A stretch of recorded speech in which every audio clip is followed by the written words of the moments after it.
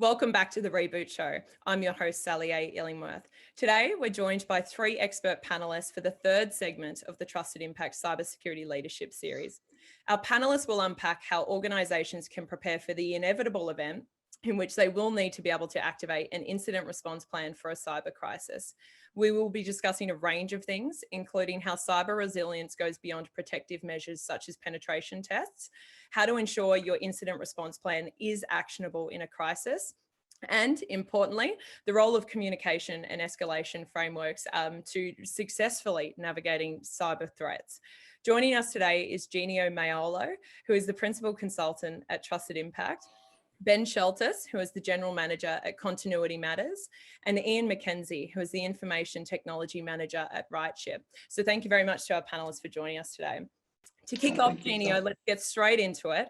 I'd love to understand and hear from you, what is the role of penetration testing in protecting an organization? And does penetration testing on its own do anything for an organization in ensuring it can recover from a cyber crisis? Thanks for having us, Sally, and that is an excellent question. With 5.2 billion users on the internet, you can be guaranteed that someone will be testing your internet-facing systems. So yes, penetration testing in its role is important, particularly if you transact with customers or if your digital channel is important to your organisation.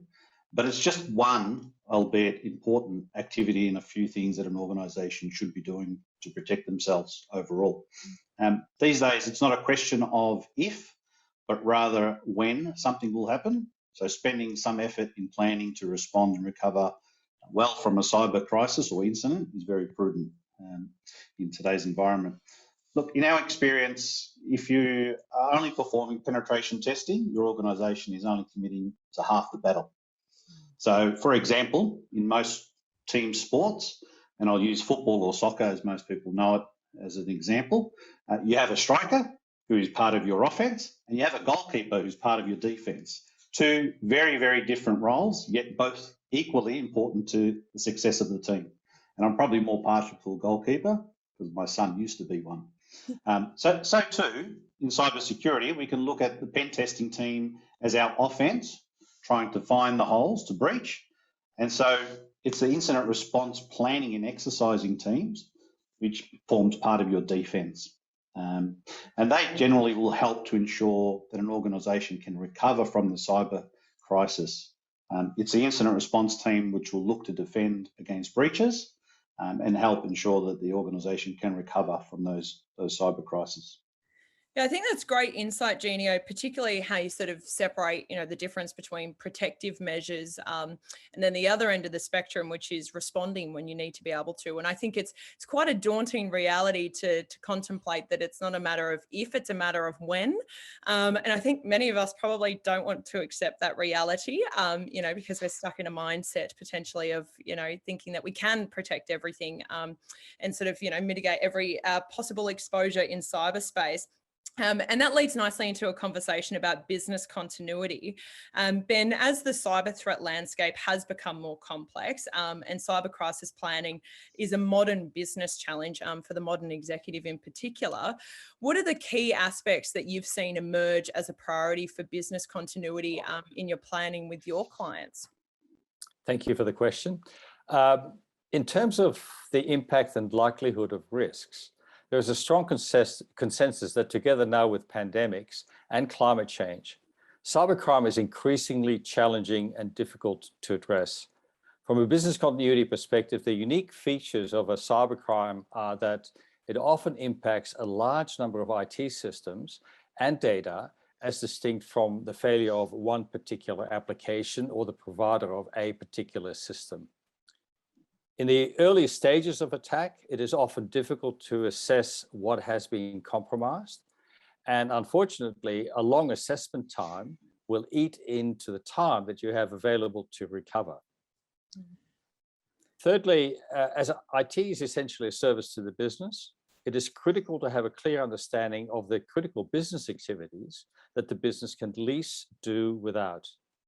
These are called prioritized activities because they will receive priority and need to be recovered first after an outage. Fourthly, the most insidious part of cybercrime is that it is common for attackers to have been inside your systems for a long time and have had the opportunity to look around for vulnerabilities. For example, the details of insurance policies or the payment milestones for a large acquisition, so that the timing of their demands may be targeted to your most vulnerable period. Normally, we look at this as the Mr. Murphy, and that Mr. Murphy will strike at the worst time, but in this particular case, they are actually having a guaranteed impact like Mr. Murphy.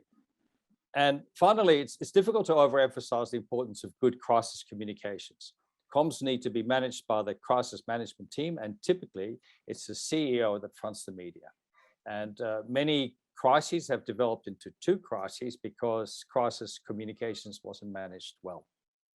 That's a scary thought, you know, and you really highlight the importance of the planning component. You know, I think just what you said there in concluding what you were sharing, that it often ends up being two sets of crisis, because if you don't have the plan to respond to the crisis, then you've got another set of problems to deal with. And I also like that you highlight that it's difficult often to assess, if I can generalize, sort of the extent of the impact in some cases, particularly given, as you highlighted, that, you know, a criminal may have already been sort of in your systems and checking everything out for quite some time. So by the time the crisis happens, you know, you've still got to be able to backtrack quite quickly and be able to look at logs, et cetera, to understand, you know, where have we actually been exposed here. And I think in many cases, when a cyber crisis happens, a lot of us, particularly traditionally, would think about IT. And so our heads go straight to the IT department, which leads nicely into a conversation with you, Ian, because a lot of people still do struggle to separate cybersecurity and information security from IT, because cyber, you know, has just evolved so rapidly and almost become a beast of its own. So as an experienced IT manager, it'd be great to hear your insights and perspectives, Ian, on what you believe the role of IT departments is in responding to a cyber crisis. Is it the IT department's job? Yeah, Sally, I think it's an interesting question, and probably depends on the size of the organisation to some degree, because the smaller the organisation, you know, probably the cybersecurity group is part of the IT group. They're separate. But as the organisations get bigger, many times they have their own separate IT teams from their cybersecurity teams, and the cybersecurity teams would maybe even report into a different area in the business. And when your organisation the size of ours, you know, like 100 people, you know, we're part of the same group, the cybersecurity team, and we leverage off external people as well. So external organisations chip in and help on an as-needs basis. So it's a combination of in-house resources and external vendors that we use. But I think in the whole thing is it's leveraging off what you mentioned a minute ago. It's around how well you're prepared. Now, you have all the stuff prepared, ready to help you in a response type situation, or in a situation where you need to act and in a crisis. Have you got all the tools available? Do you have the skills available? Have you got the communications in place for the people? You know, for instance, us, we're an organisation which has got offices around the world. So if we are being impacted in Australia, so how can we contain it to Australia and contain the communications and what we need to do within our own, I suppose, IT and technology department, and then stop it potentially spreading to the other office, like London or the US around, and the office like that. So, you know, yes, we would get involved, and we would also work closely with the business. So the business has a crisis management team. So we would form the IT and cyber group would form together. We provide the expertise in the technical side of things, but then we obviously have the communication side of things with the crisis management team.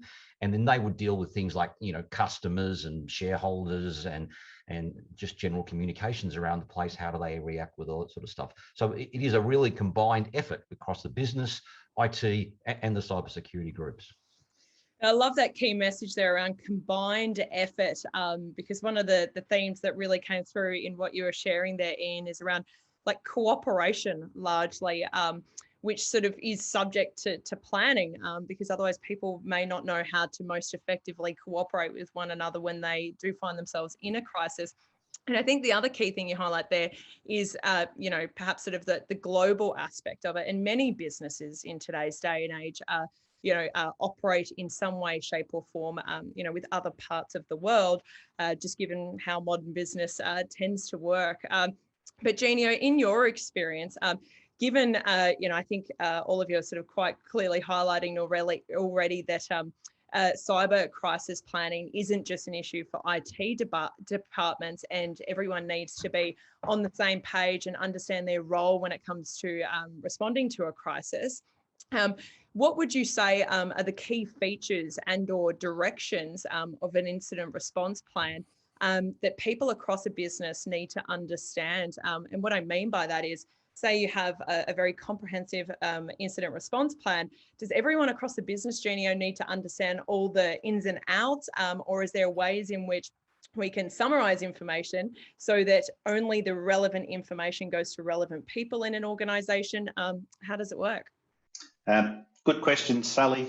And let me just reiterate some of the words that Ian was speaking earlier, that cyber incident is a company-wide problem. It doesn't just affect the IT team, it affects the executive or C-level team. It also can affect the legal, public relations and marketing team, the HR team if staff information is affected in the incident, and even customer service if you have customer data that's affected and you need to notify customers. Often the worst thing you can do is relegate it to an IT problem. In fact, what we've found that in many organisations, the IT team are pretty adept at responding to incidents, and it's the other departments within an organisation that are often caught off guard. And so whilst all teams don't need to rely or understand the incident response plan in its entirety, they do need to understand the roles that they play.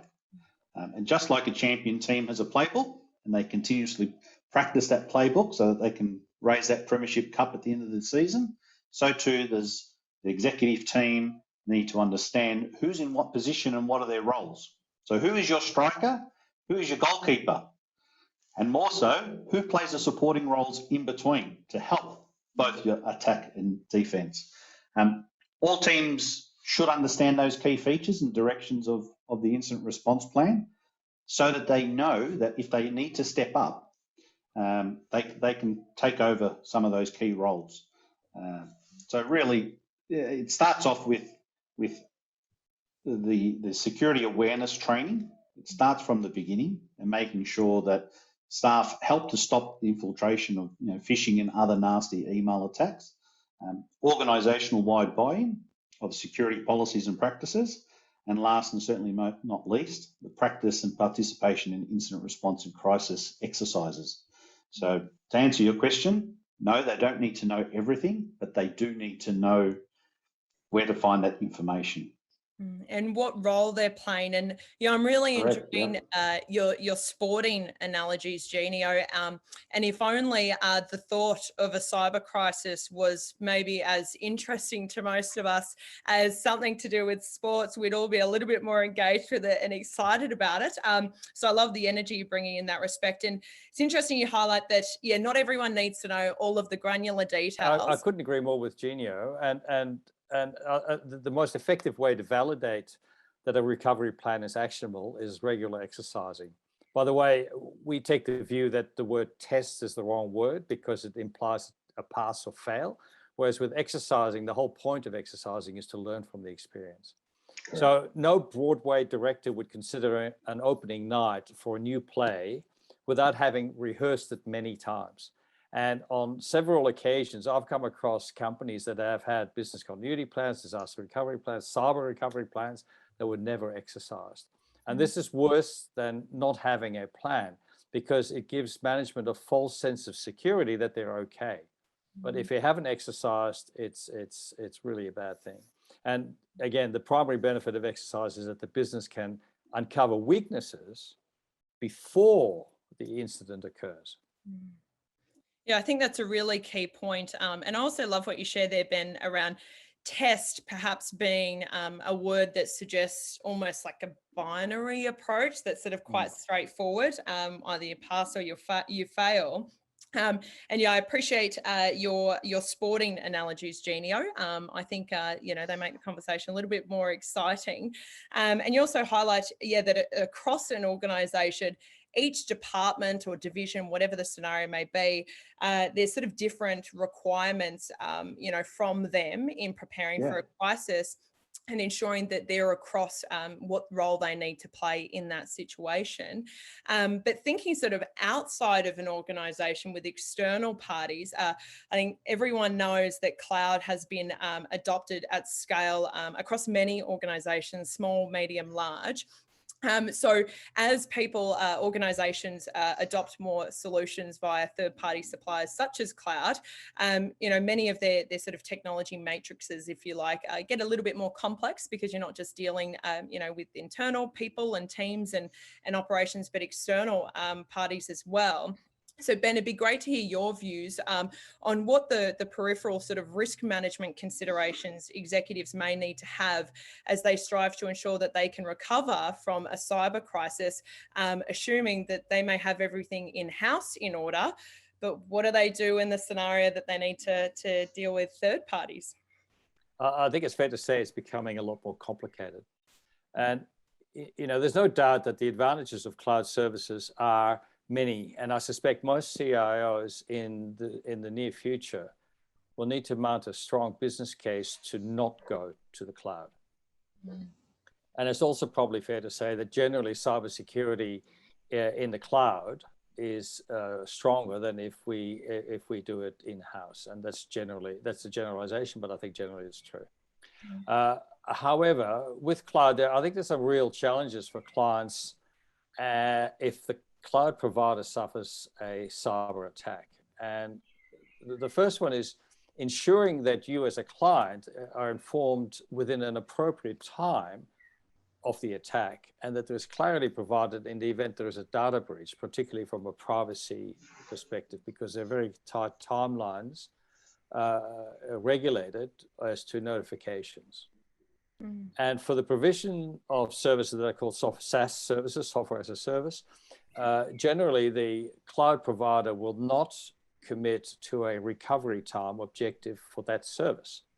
And this makes it difficult if you're the CIO and you're asked by the business, well, how long is this going to take to recover? Oftentimes it's not possible because the cloud provider won't commit to a specific time. And it's almost the other one in terms of having secured the services from a cloud provider, it's almost impossible to introduce redundancies across cloud providers. For instance, it's very difficult to use Salesforce and then find another product like Salesforce, so that in the event that the Salesforce cloud service goes down, it goes broke, gets hacked, whatever, that you can go to somewhere else quickly. Introducing redundancy across cloud is very, very difficult. Lastly, if you're running exercises, I think it'd be very important to run combined exercises, recovery exercises, in conjunction with the cloud provider.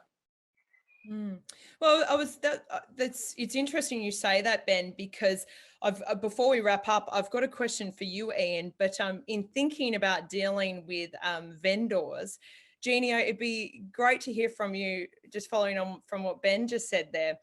When you're developing an incident response plan and sort of preparing as to how your organization may respond to a crisis, is there certain aspects or times at which you should be engaging vendors to perhaps try and at least get them across your plan, or consider the realities with them and then integrate that and accommodate that within your plan? Like, how do you even begin to approach managing and addressing these sorts of complexities? Yeah, it's an interesting point, and usually it starts at the contract. Understanding what's in the agreement, what is being covered by your service provider, and what do you need to cover off.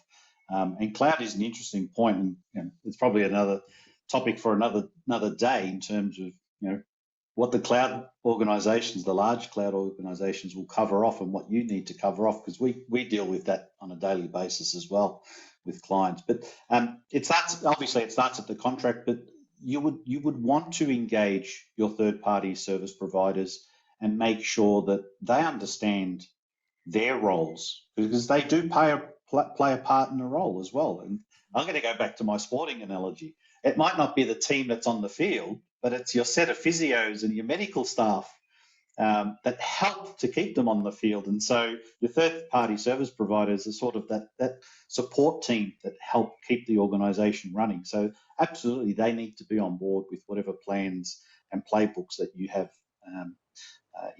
installed for your crises. Yeah, it is incredibly complex, but once again, I think your sporting analogies make it a little bit more exciting to deal with. Now, before we wrap up, Ian, it'd be great to hear from you. I think, yeah, all of you have highlighted today that at least traditionally, there's been a common sort of affiliation with cyber being an IT issue, but, hopefully, most organisations are sort of progressing away from that where it makes sense for them, based on what you shared earlier, Ian, around, in some organisations, it makes sense for cyber to still somewhat sit within the IT department. But as an experienced IT manager, Ian, what would your advice or thoughts be to share with peers across the information technology sector around what they can potentially do to try and encourage and drive positive progress towards cyber crisis readiness within their organisations? Well, it's interesting the way it worked in our place, and sometimes, being an IT manager, you can, talk and suggest things to the business, but if they don't have any sort of like motivation or interest, sometimes they just don't go down that path. But how it worked in our organisation is that we organised some 4 90-minute sessions with the executive team from an external security provider. So they gave them briefings over a number of weeks on a range of topics related to cybersecurity. And I think it was an awareness thing and a bit of a training thing, and just make them aware of what the risks were and, with cybersecurity, and sort of the things that they could do within their own business units in their own areas around trying to reduce the risks associated with it. And I think what flowed from that then was the automatic thing. Well, oh, Ian, have we done an incident management, a test situation, or not? I shouldn't say test, a mock incident. So we actually ended up. They drove me to actually saying, okay, we need to do a mock incident, Ian. We had an incident management plan, coincidentally developed by TrustedImpact, and then we used TrustedImpact to help us run the incident management plan. So we actually ran the incident. We involved service providers, we involved the business, we involved technical staff. It came together, and it was one of those exercises that was a bit of a light bulb going off with people saying, wow, there was a lot of things that happened during that exercise that we learned from, and a lot of things we now need to change or improve or fix as a result of that for future incidents, and to make sure we're ready for the actual incident if it does come one day. So that's how it happened in our organisations. And I think, the executives actually drove it. I didn't drive the situation of running through a mock incident. Yeah, I think that's an incredibly valuable approach, taking that sort of, those initial briefing sessions, if you like, to sort of discuss it and really embed the objective, across an executive team. Because I think in today's fast-paced world, where we're all frightened about, the risks of ransomware and everything else, in the cyber landscape, it's easy to sort of just jump straight to trying to procure products to plug holes and fix problems across an organization. So I think taking that more diligent approach is certainly the way to go. I am mindful of time, but thank you very much to our panelists for joining us today, Ben Schultes, Genio, and Ian, of course. And I hope that our audience enjoyed this discussion as much as I have. We will be in touch with you to provide more information about this panel discussion with TrustedImpact on the Reboot Show. And we encourage you to tune in to the other segments of this cybersecurity leadership series. Thanks, guys. Thank you.